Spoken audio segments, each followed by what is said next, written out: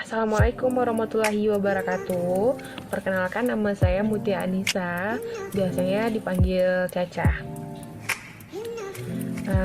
Di sini saya mengambil prodi Ilmu Hukum di Universitas Terbuka pada angkatan 2020. Jadi saya masih semester 1. Baiklah, di sini saya juga akan menjelaskan nih sejarah universitas dan kemudian membagikan tips saya belajar jarak jauh yang disediakan oleh Universitas Terbuka.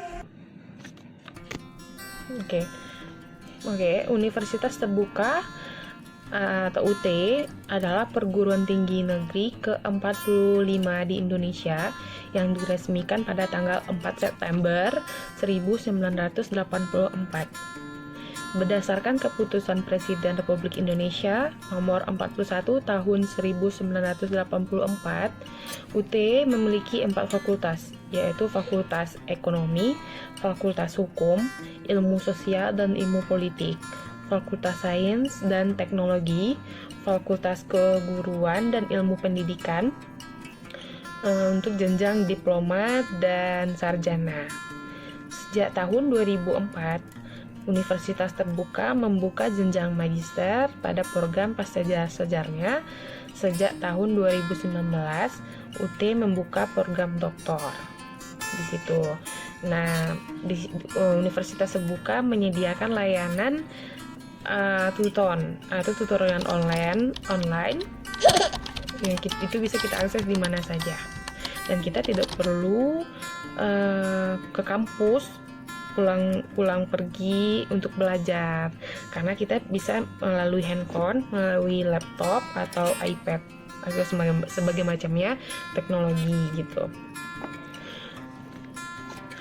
Nah, Universitas Terbuka ini kampus atau tempat perkuliahan yang cocok untuk para pekerja. Karena saya sendiri ya, saya sebagai jurnalis juga sebagai wartawan, saya untuk membagi waktu kuliah dengan kerja aja mungkin saya tidak bisa gitu, atau susah karena profesi itu saya harus terjun ke lapangan, dan sedangkan saya kuliah dulu di salah satu universitas negeri di Riau. Nah, di situ saya hanya mengikuti sampai semester 2. Kemudian saya berhenti karena saya ditugaskan ke daerah, karena kampus saya itu jauh banget dari lokasi kerja saya. Nah, di situ kemudian saya dipindahkan ke Jakarta. Saya berasal dari Sumatera Barat. Nah, saya asli Padang. Saya ditugaskan ke Jakarta. Kemudian saya di sini berniat nih, saya akan meneruskan kuliah saya lagi, dimana saya kemarin itu mengambil ilmu hukum di Universitas di UMRI Riau. Kemudian saya di sini mengambil ilmu hukum juga yang disediakan oleh Universitas Terbuka. Nah, saya kemudian setelah saya masuk dan mengambil SIPAS. Nah, karena saya baru ya di Universitas Terbuka, jadi saya memasuki grup. Saya invite semua grup supaya saya bisa mendapatkan informasi di situ. Nah, dan jangan lupa kita harus rajin bertanya supaya kita mendapatkan informasi. Nah, informasi ini kita juga jangan pelit memberikan kepada teman-teman, karena saya juga pernah belajar juga ya, kalau kita pelit sama orang juga bakalan pelit sama kita. Nah, seperti itu kira-kira ya. Nah, jadi kita harus berbagi informasi, dan kita juga harus cekatan gitu. Dimana kita cekatan itu kita harus mengejar waktu belajar kita dengan waktu kerja gitu. Jadi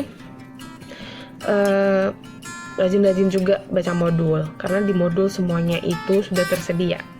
Dan jadi yang yang ada di tugas, diskusi, tutorial online itu semuanya ada di buku gitu. Ya kalau ada waktu luangkan aja waktunya untuk membaca, karena membaca itu salah satu ilmu yang kita ambil, yang kita serap sendiri dari otak kita sendiri. Karena kalau tidak membaca, kita tidak akan tahu bagaimana perkembangan dan bagaimana cara kita mengisi apa itu diskusi dan apa itu tugas gitu. Nah, jadi kalau di universitas terbuka ini kita karena sistemnya online semua ya, apalagi ditambah sekarang lagi COVID. Nah, jadi nggak perlu kita keluar fotokopi apa segala macamnya seperti kuliah biasa. Nah, bagus banget karena universitas terbuka menyediakan ruangan belajar online, karena tidak gampang loh semuanya, karena sekarang ini apa-apa online, karena COVID ini apa-apa online. Tapi kita sebelumnya sudah diberitahu sebelumnya oleh pihak UT sendiri kalau kita memang dari awal belajarnya itu ya online gitu. Jadi bagaimana resikonya kita sudah tahu gitu. Jadi itu aja saran saya dan tips saya. Dimanapun kamu belajar, kamu bisa belajar dimanapun itu, dan jangan sampai tidak membuat tugas dan diskusi. Karena untuk apa kamu kuliah kalau kamu tidak membuat diskusi dan tugas apapun itu gitu. Misalnya kamu lagi makan, lagi kerja, lagi istirahat, terus lagi di kamar mandi pun bisa. Saya seperti itu karena saya dimanapun saya berdiri, karena semuanya saya megang handphone, karena saya kan sebagai jurnalis itu harus mencatat dan mengetik kembali ke handphone. Jadi saya sambil bekerja saya juga menulis diskusi dan tugas gitu.